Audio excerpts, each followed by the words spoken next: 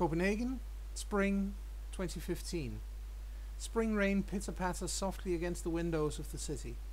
People are out and about, some having forgotten their umbrellas and hurrying, others taking their time, smelling the freshness left behind by the rain.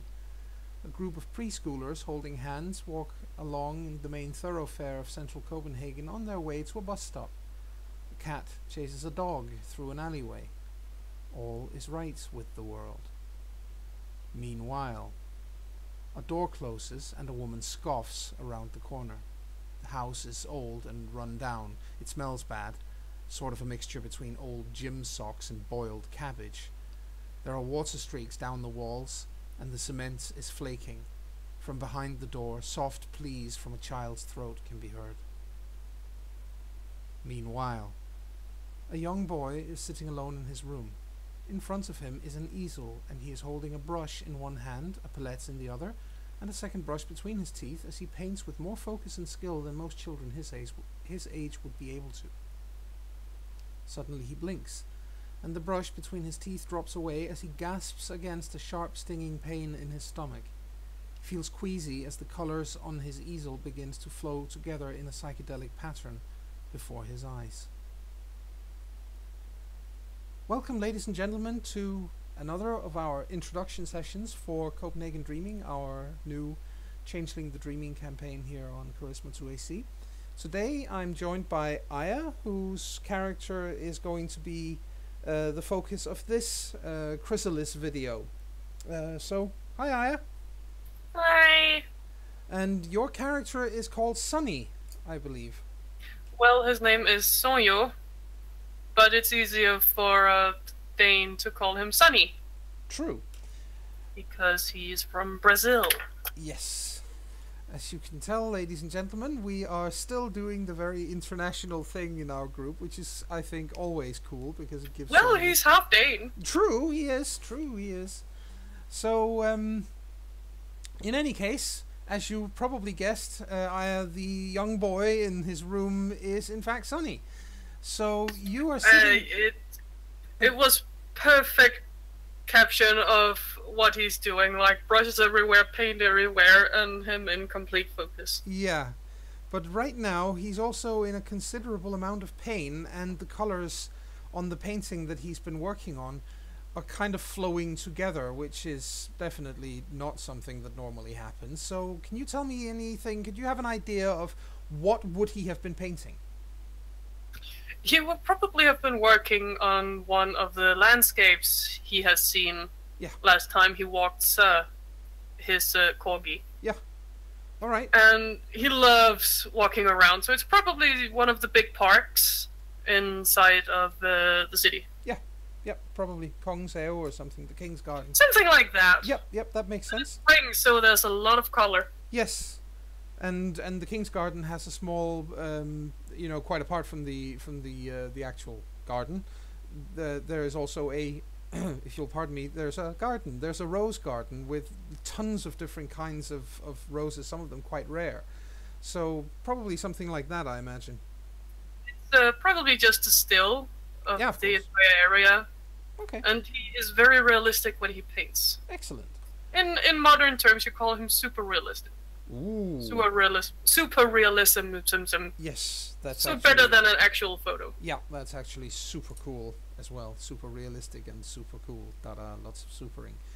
I've all seen the super. Yes, I've seen quite a number of super such lot images. of pain, and it's super psychedelic. Yes, exactly. And the dog is super cute. Yes, and the dog is also very, very confused and worried right now because obviously, the owner is acting strange. Yes. Why is Food Giver being weird? Yes, pretty much. Food Giver, are you okay? Yes, Food Giver, don't die. How am I going to get food then? Basically. So I like a Pembroke corgi would, yipping. Yes. In confusion. Yes. You probably only barely make that out because the pain really is quite awful.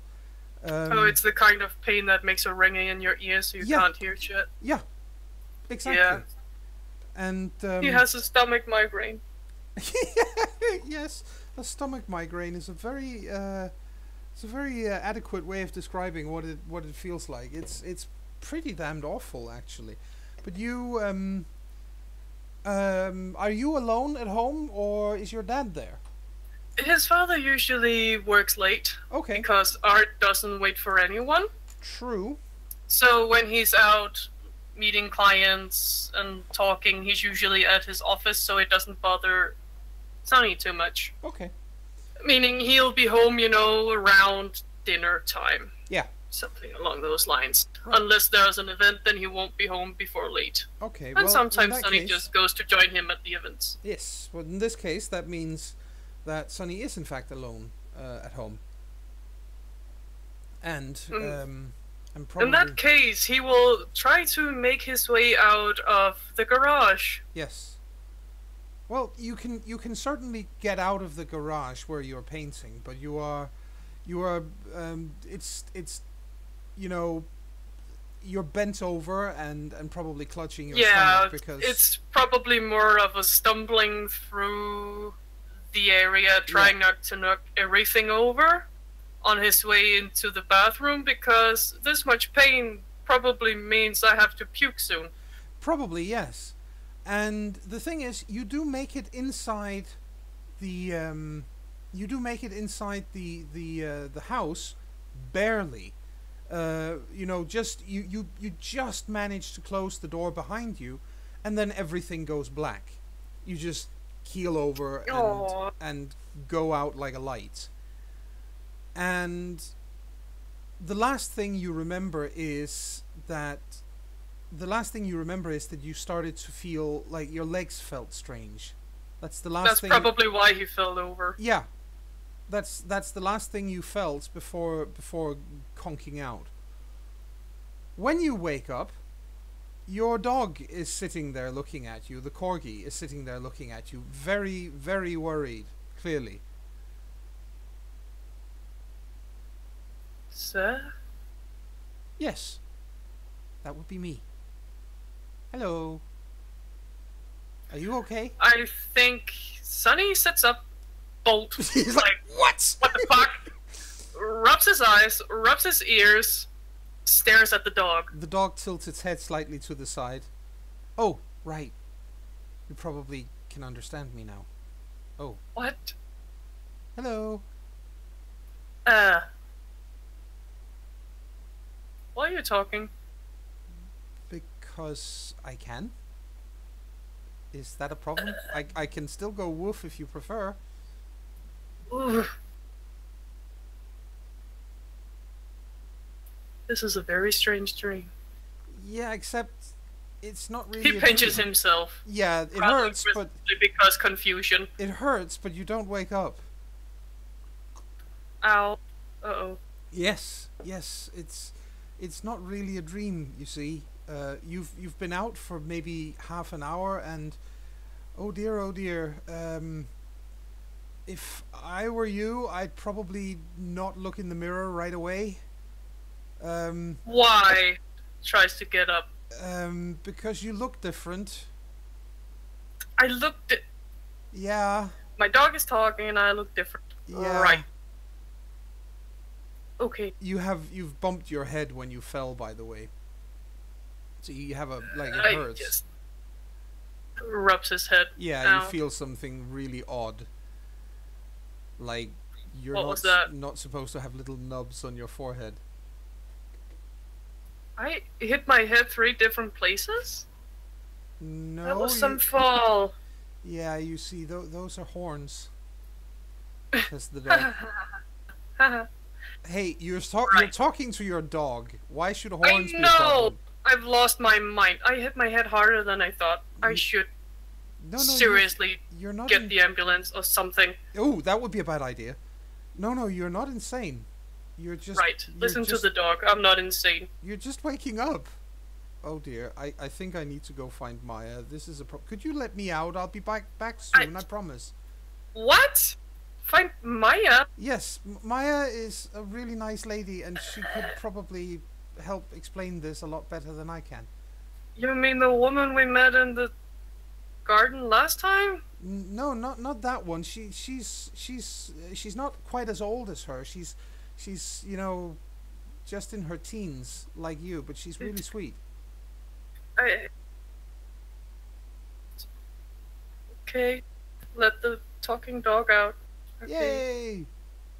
He lets Sir out, Yes. staring after him in complete confusion. Yes. You Then stares at his ferret. If you two start talking, I will be mad. squeak. Thank you.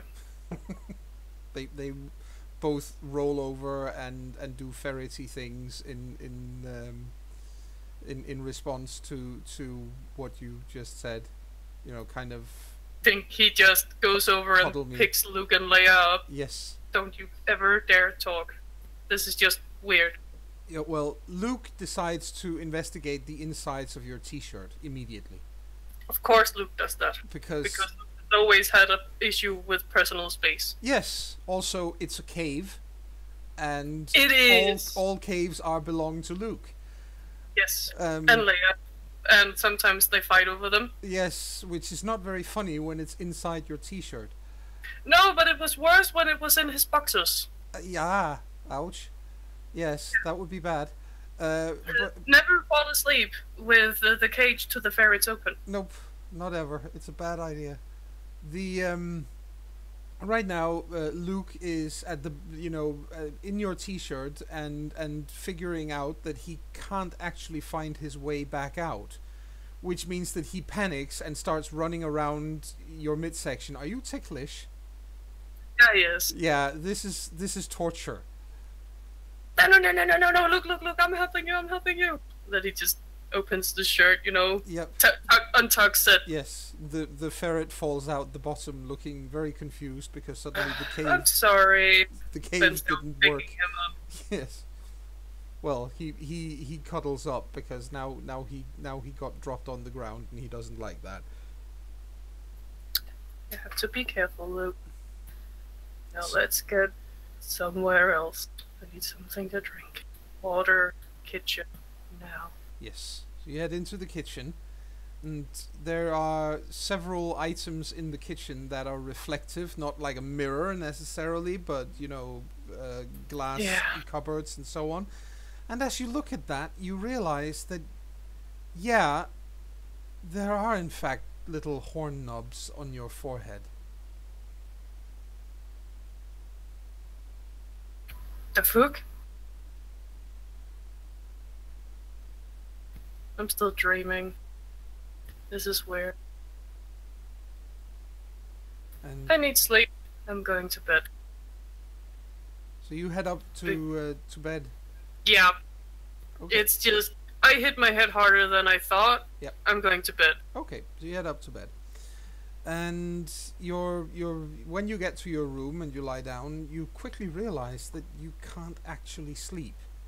You have, while you're no longer feeling queasy, and you're starting to feel like you have far too much energy. The problem also is that as you lie down, and you can kind of, you look down yourself for the first time, your legs are really odd. They're bent the wrong way to begin with. Yeah. I imagine it looks odd when the foot part gets longer and your toes turn into a hoof. Yes, exactly. Cloven hoof. And I imagine, of course, it's the same color as his hair on his head. Yeah, so yeah. it's very dark, very silky, but not supposed to be there. No. You in fact have digitigrade legs, and they are ending in cloven hoofs.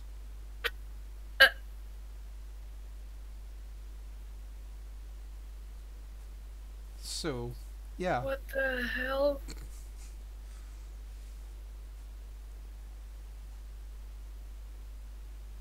No. All the nope. No. It's not. No. They're not there. Didn't happen. No horn. No legs. So you still you roll over in bed and try to sleep anyway? Yeah. Yeah. Like, no. Nope. They're Nope. not there. I refuse to acknowledge that this is there. Nope. Not supposed to be. Nope. And you just I can't. need a head doctor. You just cannot fall asleep no matter what the hell is going on. And about after about half an hour, you can hear Sir barking outside the door. Except finally, he stopped talking. He's not actually barking. He's going bark, bark, woof, bark. Because I'm just not that lucky, am I? This is my reality now, Luke. I'm sorry, Leia. Squeak. Your food giver have gone crazy. Gets out of bed and starts walking downstairs. I mean, seriously, you are what you paint, apparently. This is so surreal. Opens the door. Hi, sir. Woof. Hi. There's also a young girl. She's a couple of years, 3 years probably older than you are. Yep. And she's standing, you know, she's not in your personal space or anything, so she's standing a few meters away so as to give you a chance to react. Except she's got horns. They're not little nubs, they're fully grown horns, ram's horns curling around her head. And she's got goat's legs as well. And she finger waves at you and smiles. Hi, I'm Maya. Sir said that you kind of needed help. He looks down at Sir. When you said Maya, I thought you were going to bring another dog. No, this is Maya. She's really nice. This is Maya. She's a live role player. Otherwise, I'm crazy. No, you're not crazy. You're waking up. And so said the dog. Sorry, sir. Yeah, it's true. But we probably shouldn't stay here because there are some seriously bad people coming this way right now, and they're coming looking for you. Who did I piss off? Nobody, but when you change the way you just changed, it's like a what's a good expression here? It looks like somebody fires off, rockets like on New Year's Eve, fireworks. And so why would the bad people come here?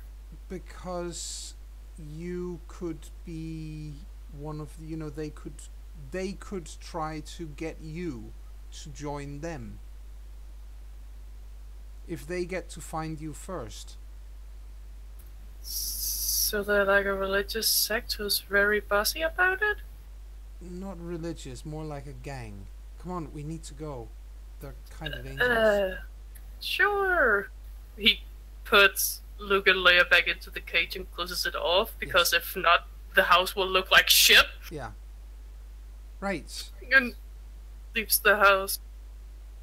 So you're coming with me. Okay. And talking or not, at least I know you. Woof.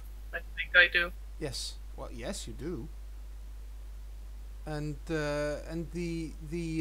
as you close the door behind you, you hear a car door not far away opening, and Maya just looks over her shoulder and goes, "Shit, they're here. Follow me and run." And she belts off, and holy shit, can she run fast. I think he looks in the direction and then she says, "And run." She looks after her. How am I supposed to run that fast? Try it, Sir says, and bolts after her. I think he starts belting too, and then gets confused by his legs. Yes. Rolls over a couple of times and gets back up. Yes, you also realize that once you find your balance, which doesn't take very long, you run really, really, really quickly. Woo! I'm so happy I learned parkour! Jumping over a car. Yes. And the dog is able to keep up, but corgis and short legs and stuff, so it's only barely. He stops. He goes to a halt because normally the corgi is faster than he is. Yeah. Picks him up and starts running again. Yeah, the Sir is quite grateful for the lift because that. Short stubby legs. Yeah. Corgi's so cute. He mutters as he's running. The dog gives you a look, like, "My legs are perfectly fine, thank you very much." They are, because they're on you. Yay. he and so as I said, he just, you know, he runs along, or he's picked up, so he comes along obviously that way, and the young woman, or Maya, just, you know, she makes sure she doesn't outrun you, because she needs to be able to, you know, she needs to be sure that you can keep up and follow where she's going. Yeah. And After a while, curiosity takes over, yeah, and he can't help himself but build her with questions. yeah, of course. Oh, and she does stop soon after. She doesn't answer as long as she's running, because it's you know, but she stops soon after, and ducks into a side alley and says, "Okay, we can talk here. I think we outran them. Who are them? They're called redcaps. They're really, really nasty pieces of work. We have some of them, quite a lot of them here in Copenhagen, and they're okay. Let's Like start the fairy tales? Yes, exactly. What do you think you are? I mean, look at your legs and the horns and stuff. Minotaur? No, you're a satyr, like me. Well, the dog told me not to look in the mirror. Oh, she looks at Sir and goes, well, I suppose that made sense. The dog actually gives sort of a shrug-like motion while he's in your arms. And it's like, I thought he'd be shocked. So, no, you're a satyr, she says. Like, also like out of the Greek myths. You're a fairy. A fairy? Yeah, I know. It's all a lot to take in, and it's very confusing, and you just had to run for your life. So, yeah, there are. So fairies. fairy like Tinkerbell? No, she's tiny and vicious and vindictive, and no, she's a fairy tale fairy. We're the real kinds of fairies. We're normal sized, as you can tell. Okay. I have a feeling that his shirt is going to be annoying in a moment or so. His shirt? He's growing wings. Oh, right, of course. She looks at you for a moment and goes like, something's happening to your, oh dear, I think you need to take your shirt off before, and just as she says that, the back of your shirt rips. What was that? I think you're growing wings. Not all fairies do that. Quite a few, in fact. That's pretty cool. I hope you can use them to fly. Well, they don't end up being tiny. They're, covers his back if he's holding them. And maybe sticking down a little longer than his butt. Yeah. So it's a sizable size when he unfolds them. Yeah. That looks, they do look, wow. Okay. I didn't expect that. That's... Satyrs don't have wings in stories. No, and as you can tell, I don't have them either. I think you're the only one in Copenhagen who does. It happens. It happens. Don't worry about it. Normal people won't be able to see them. But that makes wearing a shirt very difficult, doesn't it? Nah, you'll figure it out, I'm sure. If you fold in your wings, you should be able to wear, you just probably have to start wearing something that's pretty oversized. Okay. Large size t-shirts. If you wear something that's tight on your body, again, you can do so, and normal people won't be able to tell the difference, but it'll probably be a little constrictive if you do so. He pokes at his wings. Okay, this is all a bit of a mess, I know. I'm sorry about that, but there are a lot of things that you need to learn about being what we are, and the first thing that you need is obviously to not fall into the hands of those who are cruel and wicked and evil and so on, like the ones that just chased us. So, well, as far as I understood from the fairy tales my mom told me, they're not actually good things, redcaps. no, they're not. They're brutal, to say the She least. was very big on fairy tales. That's cool. That's actually really cool. Your mom wasn't one of us, I think. I mean, What? not someone we know of. I don't think so. She died when I was 5. Oh, In Brazil. oh, I'm sorry. In that case, she might have been, but of course we wouldn't know here in Copenhagen because she wasn't here. Oh, I moved here 4 months ago or so. Oh, you speak Danish pretty well. My dad is Danish. Ah, that explains it. That explains it. So, anyway, she says, and clears her throat. We should probably get you somewhere else because, you know, just the two of us standing here in a side alley is a bit, I don't know, bit of a stinky place to hang out, isn't it? I think as she's speaking, he's studying her, then realizing something about her lower part, and then raises on behind himself. Oh god, I have a tail too. Yes. She turns her back and waggles her tail. Yeah, I saw yours and figured, yeah, I have one too. Yes. It's all kinds of cool. Having a tail is cool. Right. Don't worry. Don't get me wrong, it's cute.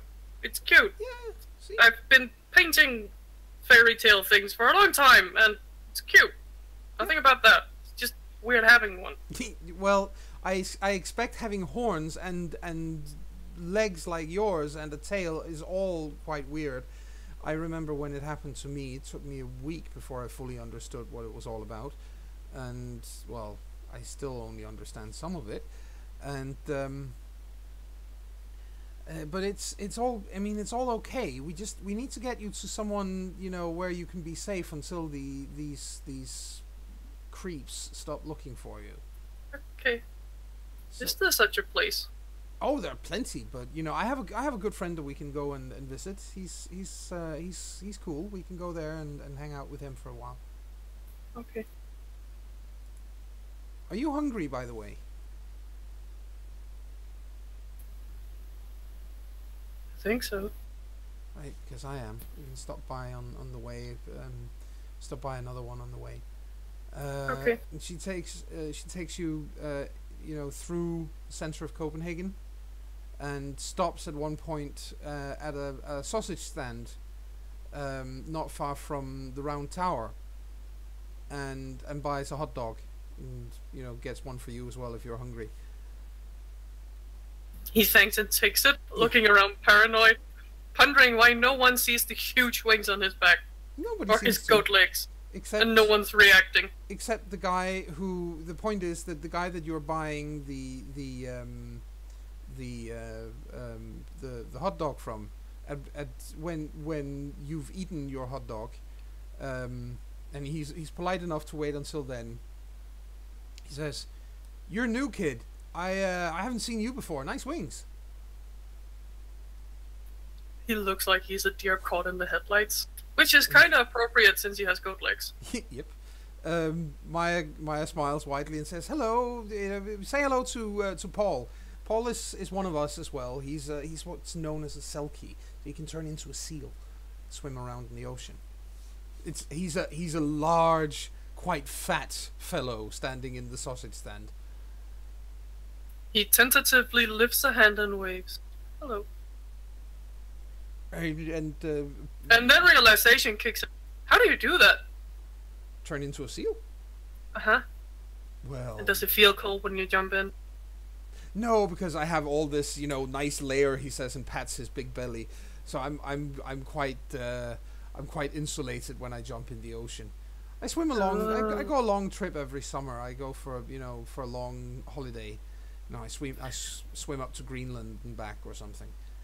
I'll never look at seals the same again.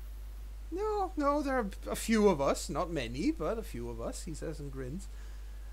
And he says, "Listen, if you ever, you know, now that you're new and so on, but if you ever need some information or whatever, just remember that I'm usually in this general area somewhere with my sausage stand, and I'm always there to help if you need it.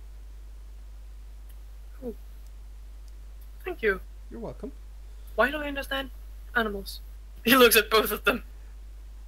You wouldn't understand all animals, but Sir here is what's known as chimera, and no, not like the mythological beast. He's made partly of dreams. Sir struts a little, looks very very self-important. But I bought him as a puppy. Yeah, which is probably, you know, one of those examples where, you know, fate happens to happen once in a while. So you probably so you got him as a puppy, but that was probably meant to happen. Huh. Well, okay. Okay. Anyway, Thomas lives not far from here, so let's head up to his place. He's one of the strongest guys in Copenhagen, so if the red caps come there, he will, you know, smack some heads together and you'll be safe. Is he a satyr too? Nope, he's a troll. He says as they're walking. He's a troll. Which means that he's... Troll. Yeah, so he's very tall, and he's blue, and he's got horns too, and honor means a whole lot to him. So also more like the myth, not the modern fantasy of them. Yes. Huh. Myth is real. Who knew? A lot of it is. You'll see. Well, at least some of it has held true. Yeah. Wait, I'm not gonna hound after everything I see now, am I? Well, she says, and kind of looks sheepish. I don't know if you're going to, but most of us do, she says, and smiles, this crooked kind of smile. You're probably still a little young for it, she says, but I imagine that the upper body and face is slowly turning completely red. Yes.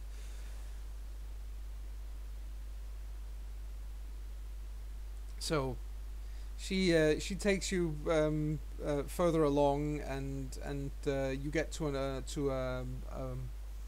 a building where you can see there are several flats further up on you know, there are some shops on the bottom floor, but up further up you have residential flats, and she bounds up the stairs quite easily, you know, taking 4 steps at a time. He follows too, but Yep. still not really used to his legs, so it's a little slow. It's a little slower, but you do get this feeling that there is a lot of power in legs like these. He didn't get tired from the run. Exactly.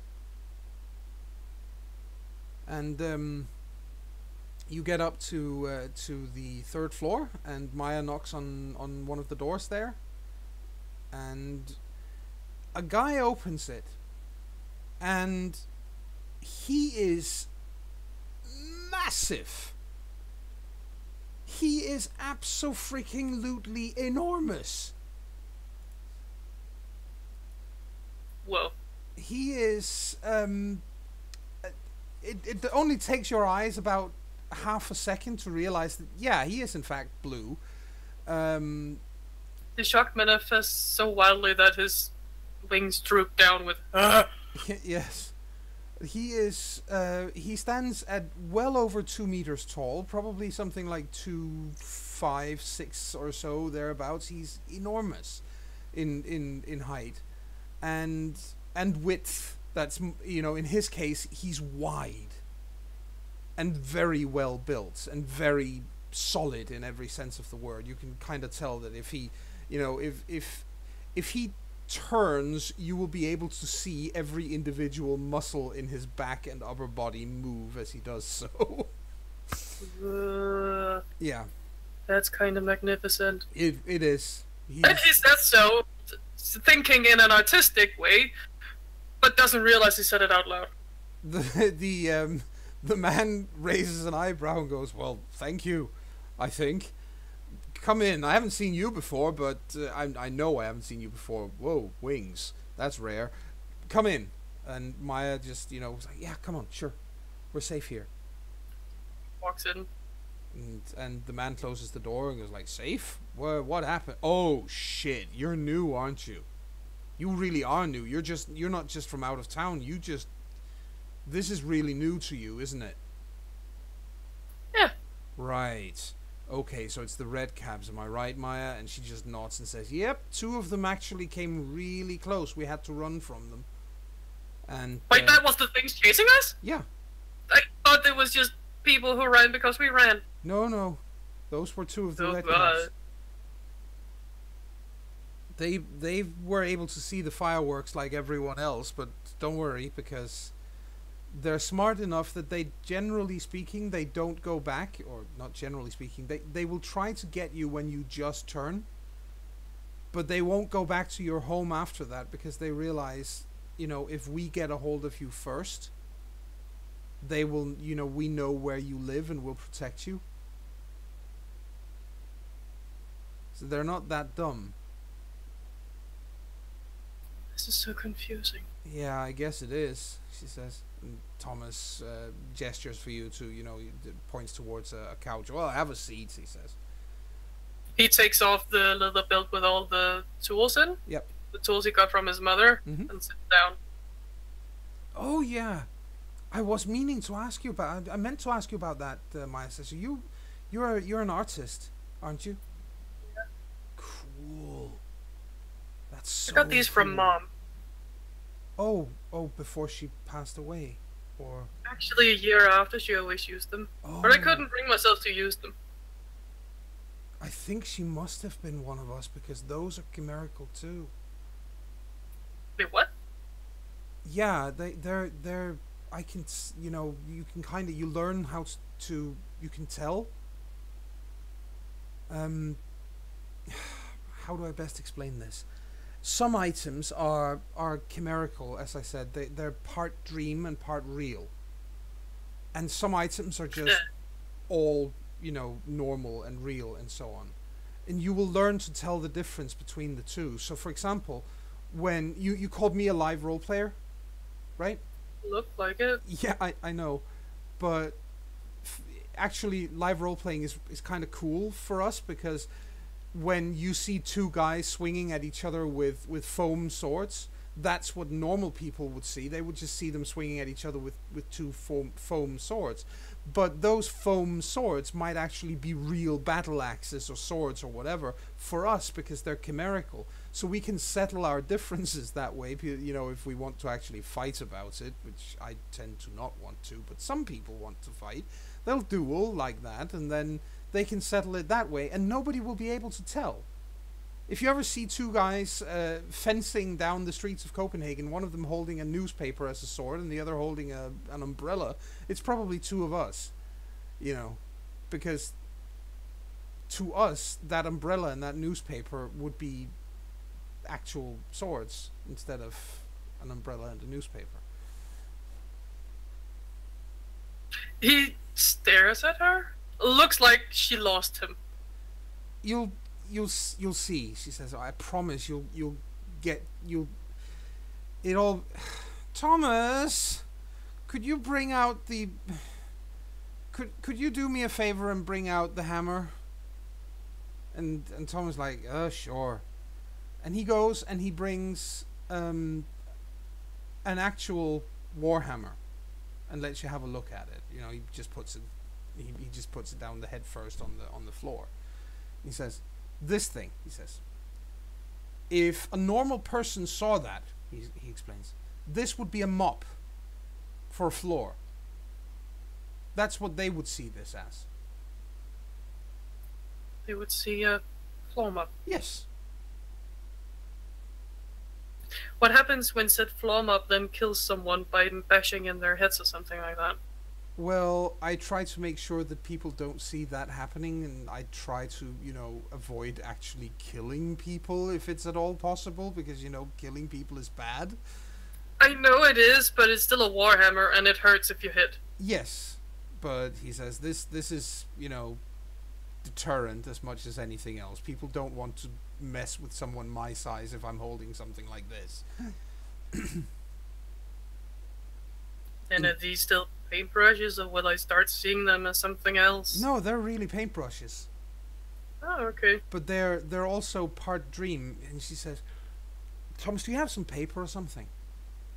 And he's like, yeah, sure. He goes and finds some, and she says, try painting something, anything on them, just whatever. Sure, he does so. And you realize that you don't need paint, because the paint is already on the brush.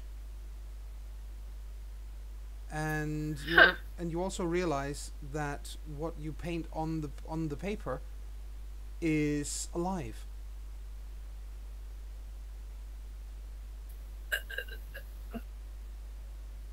You can see, let's say you paint some of the same things that you were painting before in the garage, so flowers and the trees and so on.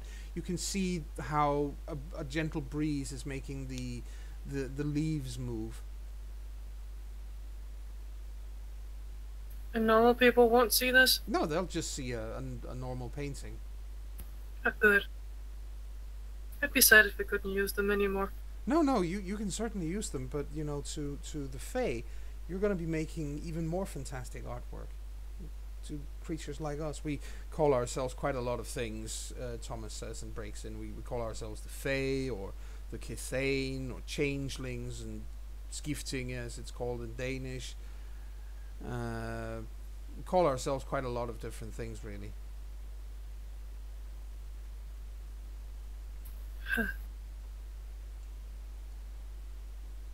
Picks up the paper and stares at it. This is still so... It'll be weird for a while, he says, I promise, but you're not dreaming and you're not going mad. Well, I hope not. This is... different, but in a good way. Normal people won't see any of all of this. They won't see your legs or your wings or your horns. The smile fades, so there's an entire part of the world they actually don't see. Yes, it's a little That's bit kind of sad. Yes, it is, isn't it? But most people wouldn't be able to handle it anymore. We, as Maya mentioned, we're part dreams. That's the important part. We're, in dreams anything can happen. Imagination is a powerful thing, and when you dream, you can there are no rules. In your dreams, anything goes. And then dreams in the wrong hands are dangerous. Very. Nightmares are powerful things too. Yeah. He looks a little strained. Things like the red caps, they work well. At least the ones that chased you, they like their nightmares.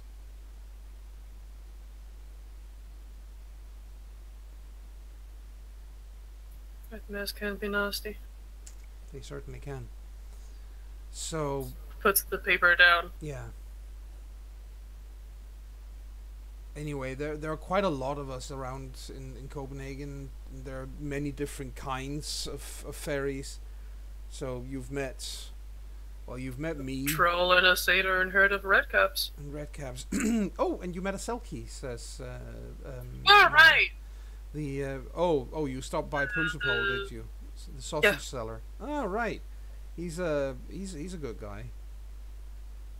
He seemed nice. Yeah, he's definitely one of the good ones. You can trust him. He's a nice fellow. What else do we have? Well, we mentioned the redcaps, and there are the She, of course, the elves. Elves is a thing too. Yeah, they're Maya just her tail just starts wagging. Oh, they're really, really pretty. They're really pretty. Oh wow, you wouldn't believe it. Don't they also eat your soul according to the myth? No, that part is myth. They don't good.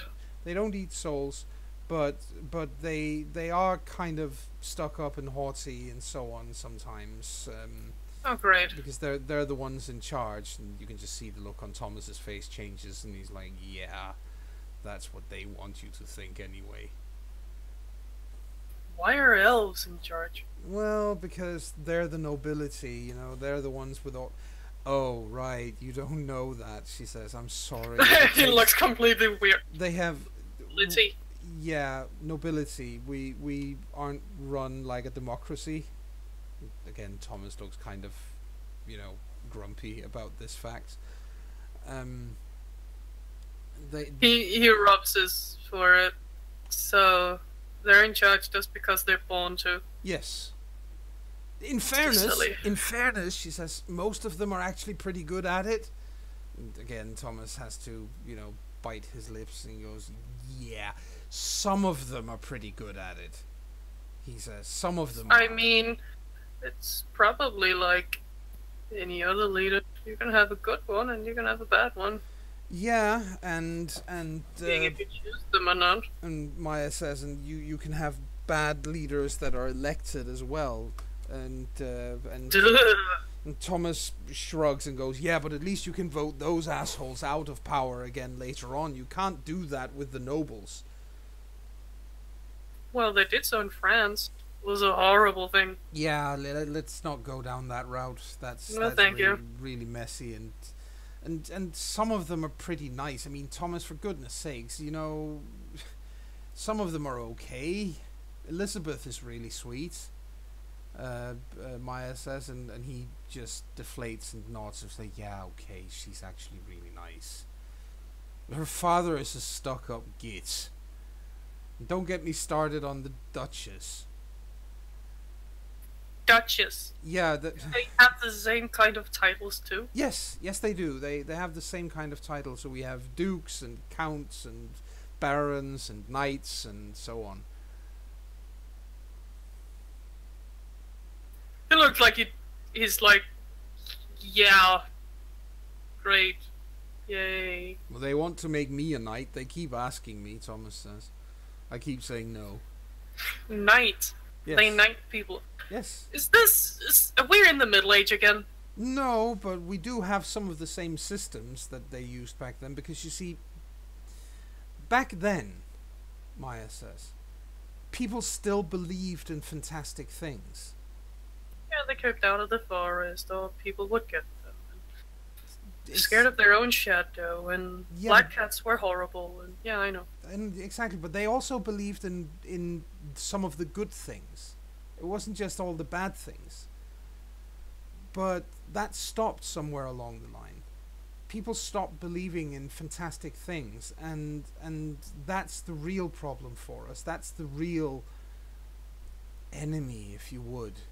We call it banality, but what it really is a lack of imagination. When people stop believing in fun things, the fantastic things, or even not the fun, but just the fantastic. Some of the fantastic things in the world are frightening and terrifying and dangerous, like dragons and stuff. Dragons? Yeah, there are dragons out there. Not many, but there are dragons in the world. Oh. We have a few of them in Copenhagen. What? Yeah, we do. We have dragons in Copenhagen. We tend to try to not piss them off. They get really problematic when you do. Aren't dragons huge things? Well, yeah, but they come in different sizes as well. Most of them are really big, though. So you can get a miniature dragon? Well, smaller. I wouldn't call them miniature, but smaller. I think you can probably find chimerical creatures that look like dragons, but real dragons are big. Okay. Did you know any of that? He looks at Sir. Yeah, I did. Huh. But, you know, I couldn't really tell you because you didn't understand me. No, but now I'm feeling ashamed of all the times when oh, you're such a good little doggy. But I am, he says and rolls over. Well, at least you're still like that. He's wagging his tail and demanding tummy scritches. He gets tummy scritches. Wow, he's a happy dog. So yeah, Thomas goes back to the kitchen and brings something cold to drink and puts it down on the table so you have something, and he sits down on a table, or not on a table, on a chair, and puts his elbows on his knees and leans forward a bit, and it's like, so do you have any questions that just spring to mind right away? Because believe me, you're going to be learning a whole lot of new things in pretty short order.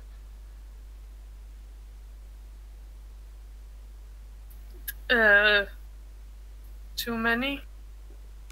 Ask some of them at least. Let's get them, Why am I restless?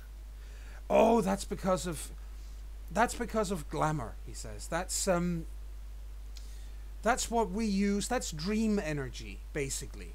It's the best way to explain it. It's the stuff of dreams. And we use it to do, well, I suppose you probably call it magic. We do magic. Yeah. We can do really funny, funky things. Other than look like this. Yeah, other than looking weird, yes.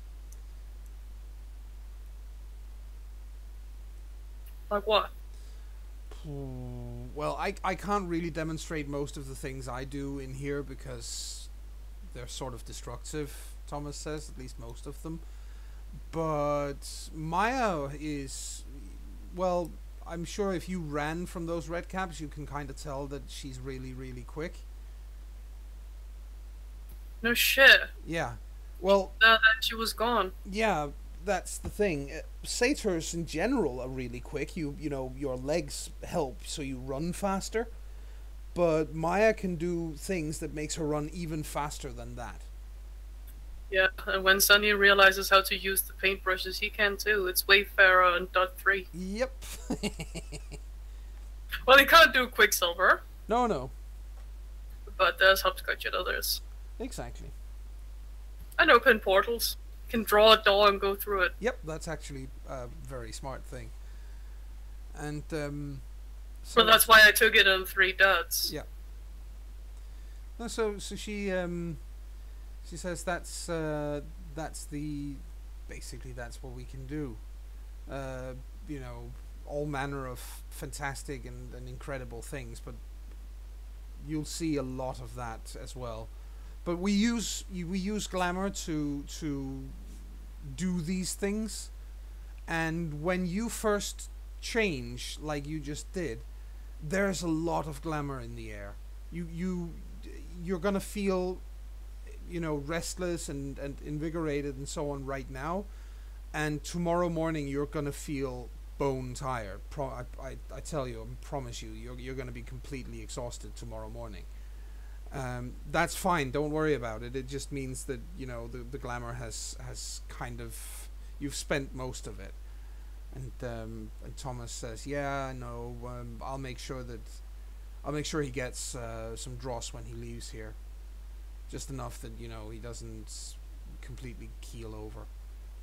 And he looks at you and says, oh, dross is glamour made into something more solid. Instead of just being this energy floating around in the air, we can actually put it into stuff. And Maya just smiles widely and goes, yeah, like cookies and pancakes, and he goes, yes, and coins or other things, we can put it into a lot of things. And Maya pouts and goes, I'm with her. Cookies are more fun than coins. As he said, I'm with her. Yeah. And he's like, oh, fine, I'll get you a cookie. Yay. Just eat it in the morning. Yay. And his tail starts waggling. Yes. Just like a dog's. Yep. Then he realizes because it feels weird and grabs it. Yep. So he goes out into the kitchen, comes back a little bit later with a cookie that twinkles. It's sparkly. Did you put glitter on it? Nope. I didn't take you for that kind of feminine guy. No, he says. No, we have several of those amongst our numbers, but it's not me, don't worry. But no, it's because of the glamour. Again, normal people won't be able to see it, but you can. But we can. Exactly. You're gonna see the world is definitely, opening up in a very big and significant way. But he says if you guys, you guys just hang out here for a while. And Maya, if you want to use the phone and call someone else, that's good with me. But could you give me the address, and then I'll go and make sure there are no more red caps there. And Maya just nods and says, yeah, sure, no problem. And she gives you the address, your address where she found you. And he... And Gintoft. Yep. And he hoists up the hammer over his shoulder and says, okay, I'll be back in an hour or two or something, I think. I'll just go and check it out and make sure that there's nothing there, so you can go back home safely when that time comes, okay? Thank you. Yeah, don't worry about it. He smiles, and then he leaves the flat, and Maya just leans back in her chair and goes like, he's nice. He's one of the good guys. Definitely. Seems like it. Sonny is currently stretching and closing his wings, looking at them curiously. Yep. Then flaps a little. Ooh. Just wrong. Cool. So you probably Flaps could. a little more. Ooh. So you probably could fly with them. You might want to do that someplace, with a lot of space, so you learn how to control it properly. Of course. I wouldn't want him to come back to a completely destroyed place when you have a hammer like that. No, that would probably be a bad idea. Thomas has he doesn't have a bad temper or anything, but I think he might want his living room to be in one piece. Right? Yeah. People and their precautions. Pretty much. So she says,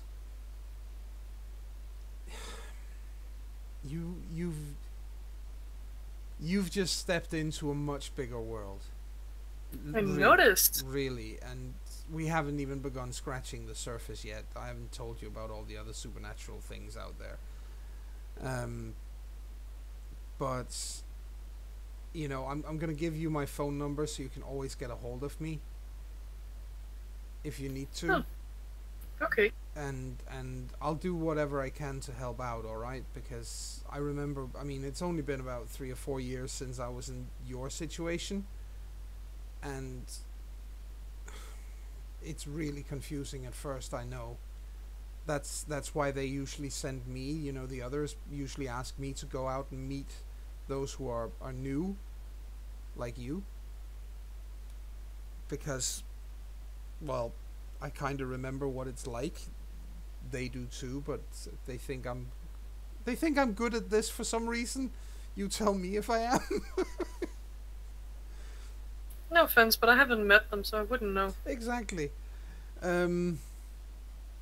It's mostly the nobles, because they don't, they tend to say, oh, you go and do this, and then you kind of do because they're in charge and stuff. He lifts a brow with a look that says, oh, so that's how it is it? We'll see about that. Well, sometimes it is, she says, and not all the nobles are equally nice. Some of them are real assholes. I'll be the first to admit that some of them are real creeps. But for the most part, they're okay. You have some of the ones that are actually really, really nice, like the one I mentioned before, Elizabeth. She's really, really sweet. And then you have someone like Duchess Valentina, and she's really good at leading. She's actually a really good leader, but she's kind of cold and distant at the same time. Huh.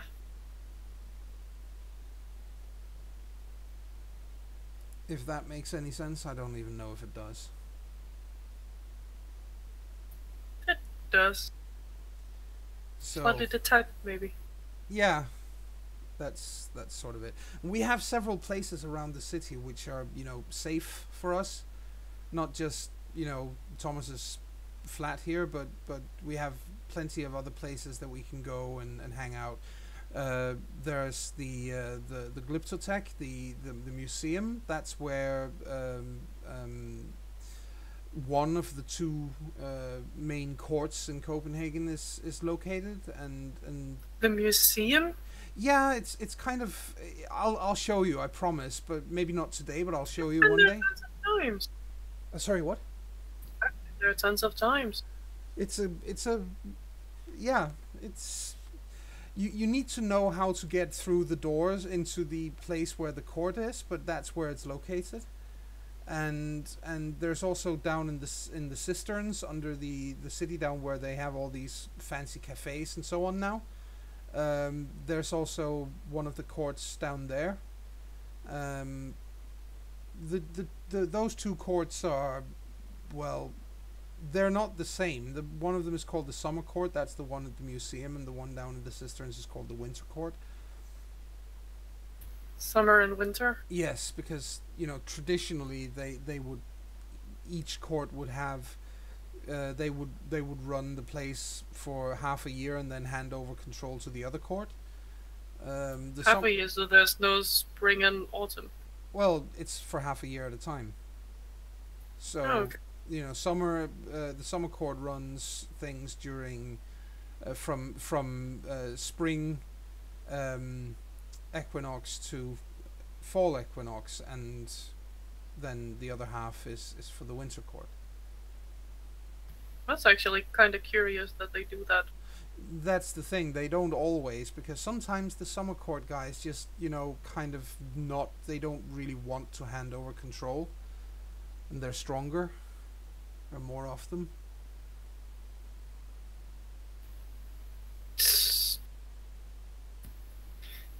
That's just great. Yep. Well, strictly speaking, I'm with the summer court, but I have to say, I think it's a little unfair, because the winter court, if they're supposed to have it for 6 months at a time, then they should get it for 6 months at a time. I mean, if they agree to do something, then why not just do it? Exactly. But then again, I'm not one of the nobles, obviously, so... Why is it divided like that? Because even the elves can't agree on what way is the best to run a city, or a country, or whatever. So the elves have summer, and who has winter? No, they're all elves. So it's just infighting. Yeah, it's just disagreement on how to best lead or run something. The winter court they're wilder and tend to be more impulsive, and not, they don't do things, they don't think tradition is terribly important, whereas us over in the summer court, we tend to think that, tradition is kind of important, because without it, we have to preserve the dreams and the imagination of people and so on. And yeah, it's just, it's complicated. It's politics, she says, and shrugs and goes, boring most of the time. Sounds kind of childish. And I'm 13. So that's saying something. Yeah, except when they get childish about it, they get really cutthroat and shit. Well, children do that too. Have you ever heard two children fight? Yeah, I've been in If several. they were stronger, they would be really hurting each other. Yep, they would be. Anyway, she says, and reaches out and takes something to drink. I think when Thomas comes back, I think we'll get you home. And then, as I said, she writes down her phone number and hands it over to you. And then I'm gonna probably come by and pick you up either tomorrow or the next day if you want, and then I can show you some of the rest of all of it when we're not running for our lives. Sounds like a good plan. Cool. You don't think the red caps would have hurt the pets, do you? No, they wouldn't care. Good. They wouldn't bother. They were there for you. You see, there is a third court, and it's out at Amma. There's a third court. We call them the Nightmare Court.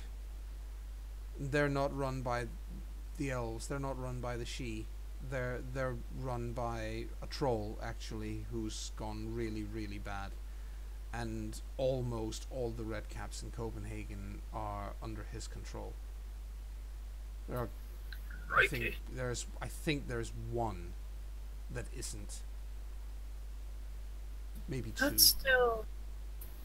You make it sound like it's a huge army, but how many are there?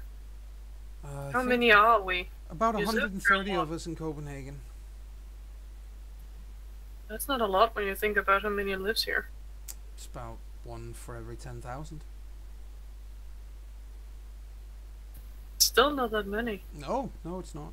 You're one of a very select few. We have a few more coming in during daytime hours. You know, they work in Copenhagen. They come in from around, but mostly, for the most part, that's roughly how many we are.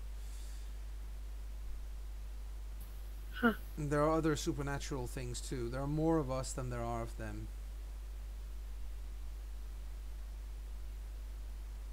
You sounded unsure when you said my mom might have been one of us.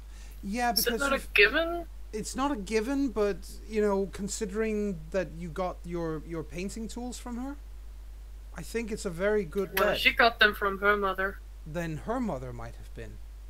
Your grandmother might have been one of us. She never spoke about it. No.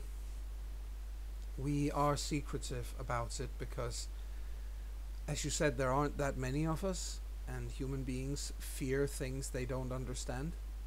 Oh yeah, they do. He looks tired when she says that. So, that's why we keep it a secret. Makes sense. You're different, therefore you have to die. Yep. I really don't get people like that. Neither do I.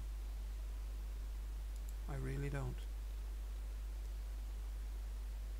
And you sit there for a while longer, and then eventually Thomas comes back.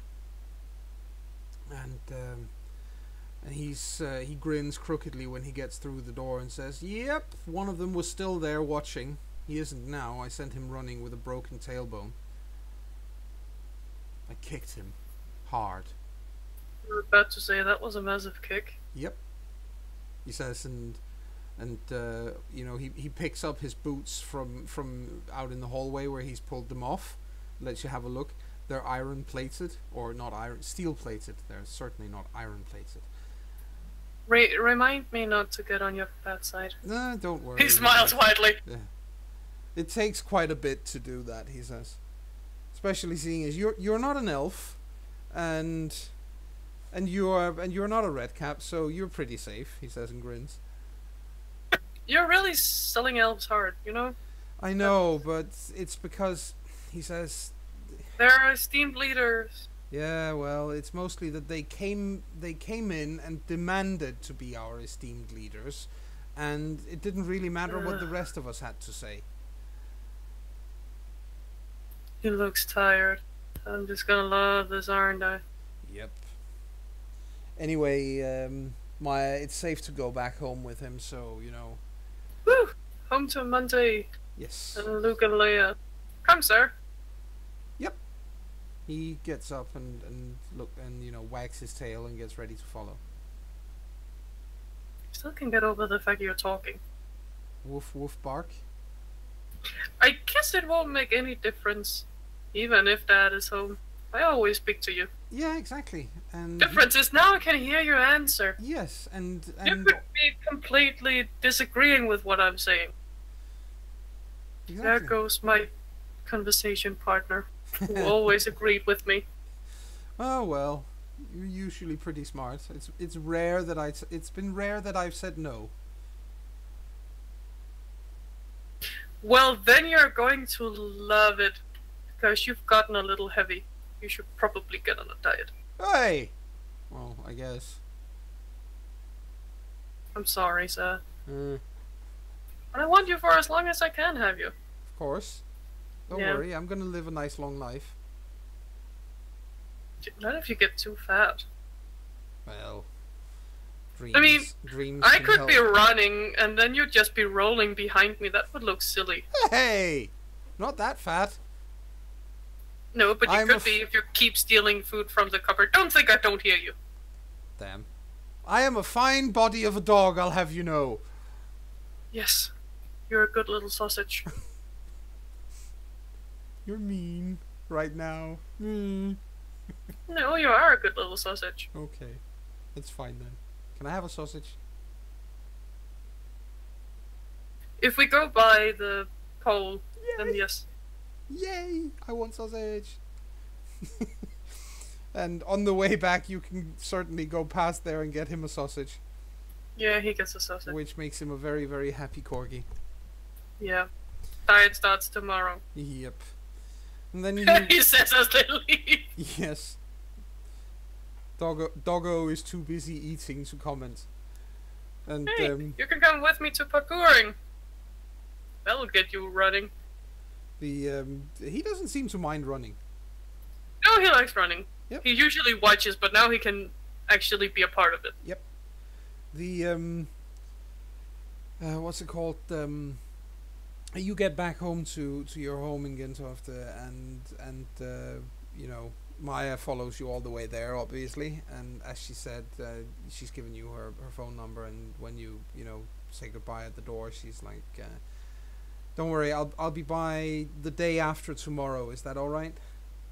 Yeah. Yeah. Okay. I'll come by then. I'm gonna have to listen to Dad for getting paint all over the house.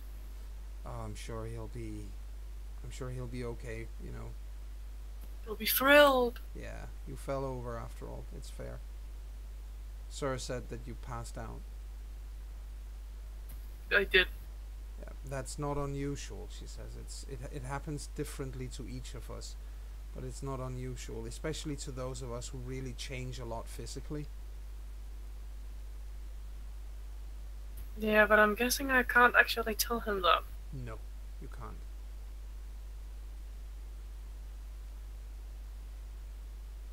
Huh. That's gonna be a bit weird, I know, but you can't. So, I'll see you the day after tomorrow, alright? Yep. Yeah, okay. Bye for now. And she heads off, Bye. and you are left alone in the house for about 15 minutes before your dad comes home. Uh-oh. Yeah. And he notices the paint splotches on the floor and sighs heavily and says, "Well, I guess you'd better clean that up." Yep. And I think we can fade to black on today's session on you spending time cleaning up the mess on the floor.